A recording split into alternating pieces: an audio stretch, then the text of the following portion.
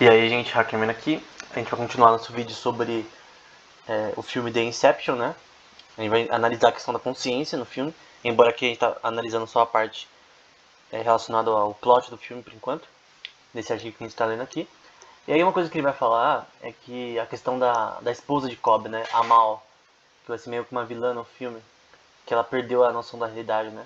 Não vou falar o que aconteceu com ela, porque é spoiler. Mas ela vai dizer aqui que nós ficamos perdidos aqui, né? Vivendo em um mundo de infinitas possibilidades. Um mundo que nós éramos deuses e ela realizou, né, que ela precisava escapar. Não, o Cobb na verdade, né? Mas ela ficou presa, né, no seu conhecimento da não realidade desse mundo. Então, basicamente, o que ele está falando aqui é que Cobb ele percebeu que vai ter uma cena no filme que eu tenho que explicar, né? Que eles vão criar um mundo para eles que vai ser um sonho. Então eles vão se sedar. E o tempo que você passa sedado, tipo, 5 minutos que passam na vida real, no sonho passam mais. Tipo, vamos supor que é 1 hora. Então, sei lá, 10 minutos passa 1 hora. Tipo isso. Um dia é mais que uma semana. Então, é basicamente isso. E eles vão passar 50 anos num sonho que eles criaram quimicamente, né? Projetaram esse sonho. E eles ficam sedados, né? Por um tempo. E eles vão ficar 50 anos nesse mundo. Juntos, né? Ele e a Cobb. Só que vai ter uma hora que eles ficam velhinhos, né? E a Mal, que é a esposa dele, ela perde noção da realidade. Ela não sabe mais o que é sonho, o que está sendo imaginado no consciente dela e o que é a realidade. Para ela, a realidade virou o mundo que ela ficou 50 anos, que é o sonho. Que na vida real durou muito menos, né? Que 50 anos, obviamente. Sei lá, durou umas semanas no máximo, um mês. Mas ela perdeu a noção da realidade. E era um mundo para ela que era mais fácil de viver, né? Porque não tinha que pagar conta de luz, de água, comida. Então era fácil. Mas ela perdeu a noção. E naquele mundo ela tinha que meio que morrer no sonho, né? Ela tinha que morrer no sonho pra voltar pra realidade. Só que ela perde essa noção que quando ela volta pra realidade, ela acha que ela não tá no sonho ainda. Ela pensa que a realidade que ela tá agora, que ela acordou, na verdade é um sonho. E no filme, poderia ter possibilidade de realmente estar no sonho. Mas ela perde isso daí, né? E acaba acontecendo uma coisa terrível com ela, que eu não vou falar aqui. Mas que Kobe acaba perdendo a esposa, né? E na conclusão aí dele, ele vai mostrar, né? O que eu peguei aqui foi só as partes explicando o filme. Porque o objetivo aqui no geral, na parte em vermelho, vai ser que essas ideias, uma vez plantadas no subconsciente, né? Eles pegam uma forma própria, né? Formando os principais princípios sobre a individualidade da pessoa, né? Então, no caso da Mal, ela ficou tão distorcida a sua opinião sobre a realidade, porque ela acordou do sonho que eles tinham criado, né, quimicamente, com usando tecnologia química, né, neuroquímica, com certeza. Acho que é o mínimo que a gente tem que dizer, né, que essa tecnologia neuroquímica que eles usavam no filme, embora eles não explicam nada sobre isso. Mas parece que o Kobe aprendeu isso daí com um professor de faculdade sobre esse assunto, né, que é o pai da Mal. Enfim, é basicamente isso, né, ela perde noção da realidade no consciente. E aí, uma coisa que eu não concordo, tá? Isso aqui eu não concordo nem um pouco, que vai ser que o autor ele vai dizer que em várias partes do artigo, tá? Não é só nessa parte, eu peguei só algumas partes do artigo que é importante pra gente entender o filme. Mas muitas partes aqui, a maioria do artigo, vai ser focado em criticar o capitalismo, falando que o capitalismo é uma ideologia que é implantada na nossa mente pela sociedade, enfim, aquele papo normal de esquerda, né? Mas ele vai tentar dizer que o filme quer fazer isso. E eu não sei se isso é verdade, mas o autor aqui vai dizer que o filme, ele tenta dizer que uma ideologia, como o capitalismo, ela, assim que ela entra na nossa mente, meio que de uma forma totalmente, não forçada, mas induzida, muda a nossa percepção sobre o mundo, né, a nossa realidade. Mas ainda assim eu não concordo. Eu ainda creio que o capitalismo é uma coisa boa. Mas enfim. A gente vai para outro artigo aqui, porque aquele artigo lá foi só pra gente tentar entender como o filme funciona, né? E algumas questões filosóficas do filme. Aqui a gente vai um pouco mais pra parte psicológica do filme e da parte de consciência aqui. E do inconsciente. Então, esse artigo aqui vai explorar um pouco da parte de Freud, né? Da questão dos sonhos.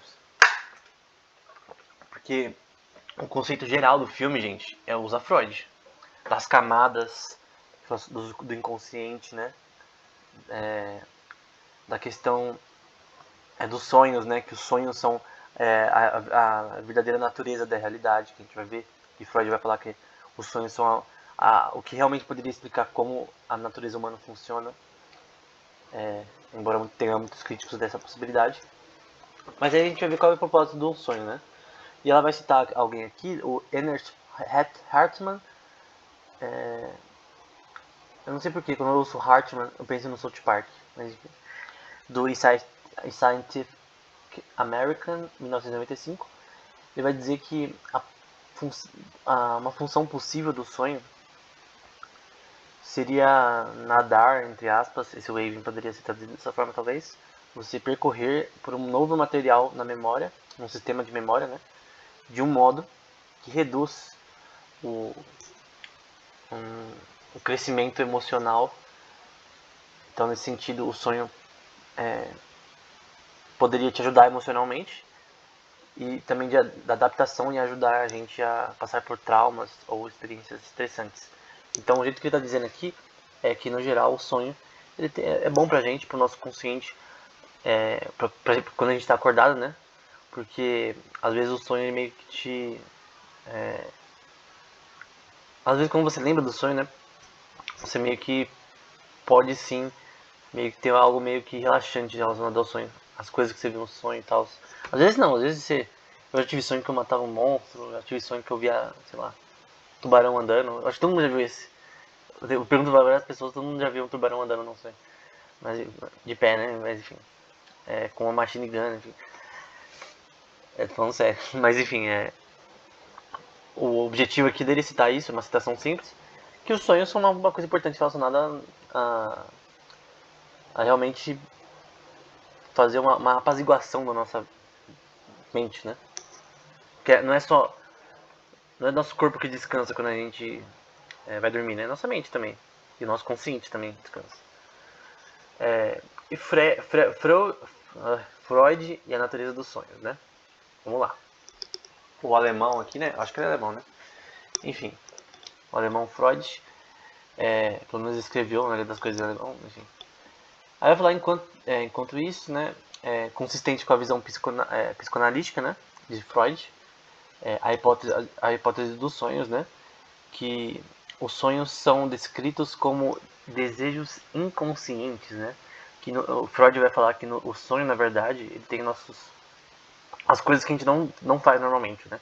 Então, as coisas que a gente não faz normalmente, o que a gente haria errado na nossa vida, de fazer na vida real, né? Nos sonhos a gente tem isso de uma forma mais abrangente, né? Então tem coisas que acontecem no nosso sonho que nunca aconteceriam, que a gente não faria na vida real, talvez. E que uma coisa que Freud vai falar e outras pessoas também, como Barg e Morcella, que eles vão citar ali, de um paper de 2008, que a mente inconsciente, né, ela ainda é vista por muitos psicologistas como uma sombra da mente consciente genuína, né? Então é a mesma coisa de Freud, que os sonhos que são produzidos pelo inconsciente que se podem mostrar a realidade da pessoa, né? A verdadeira opinião dela sobre o mundo, de repente. Ou a verdadeira natureza do ser humano. Embora muitas pessoas sejam contrárias a essa ideia, porque se o inconsciente, que a gente não consegue controlar, é o que realmente nos define, então o ser humano não tem controle sobre si mesmo. Vocês concordam?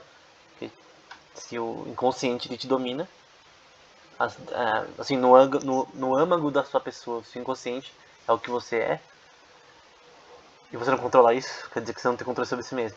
Então, muitas pessoas ficariam bravas, né, tentando defender o livre-arbítrio ou algo do tipo, mas eu não acredito no livre-arbítrio, né, eu acredito na livre agência, né. Então, eu creio que sim,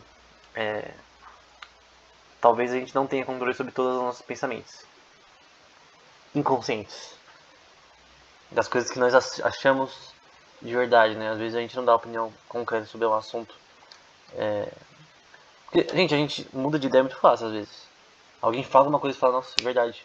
De repente você já pensava nisso, já pensava que aquilo lá era errado, de repente. Sei lá, uma pessoa que faz, sei lá, xinga a outra na rua ou mente. A pessoa sabe que é errado. Só que a pessoa, uma coisa que Paulo vai falar, Paulo de Tarso vai falar, que no Romanos, né, no livro de Romanos, que a gente vai cauterizar a nossa consciência, né? Então, a gente comete os erros, a gente cauteriza a nossa consciência. O que é cauterizar a consciência? Você fazer algo errado, de novo, de novo, de novo. A primeira vez que você faz, você fala, nossa, eu não devia ter feito isso, não devia ter mentido, não devia ter falado isso. Mas com o tempo você vai se acostumando. E a sua consciência fica cauterizada. É como se você colocasse fogo na sua consciência, mas você acostuma com esse fogo. Começa a não ser só uma cosquinha com o tempo, né? Que não te faz muita coisa, né? Enfim, nesse sentido, a inconsciência, né, seria a parte moral do ser humano, a parte que não muda, né, a parte da natureza que todo mundo tem, que seria a parte que realmente não faz a gente humano, né, da parte que faz a gente não, se a gente voltar para o inconsciente, a gente poderia achar bondade, né, embora a gente reprima essa mesma bondade ao ponto dela ser inútil na nossa mente. Então, de certa forma, talvez a inconsciência talvez mostraria a natureza real do ser humano. Não que a parte inconsciente seja boa do ser humano, mas que ela talvez nos desse a realidade de como a gente realmente pensa, né? Como a gente pensa no âmago da alma, como a gente pensa sobre um assunto, por exemplo, mentira. De repente no consciente a gente concorda, mas no inconsciente a gente não concorda com isso. Enfim. Então toda vez que você mente, você machuca a sua inconsciência nesse caso. Que sempre te fala, isso é errado, isso é certo, enfim. A gente sempre tem a consciência nos acusando, né? E também o inconsciente, de certa forma. Então, o objetivo do artigo, nesse caso, eu falei muita coisa, né? Mas o objetivo do artigo, ele vai analisar a esposa de Cobb, né? Que a gente viu antes. Com uma distração, né? No inconsciente de Cobb, né? A Mal, né? A esposa dele, a projeção da esposa dele, né? Que ela já tá morta nessa parte do filme, né? É spoiler.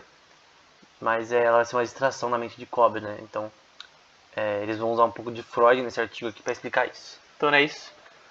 Próximo vídeo a gente vê mais.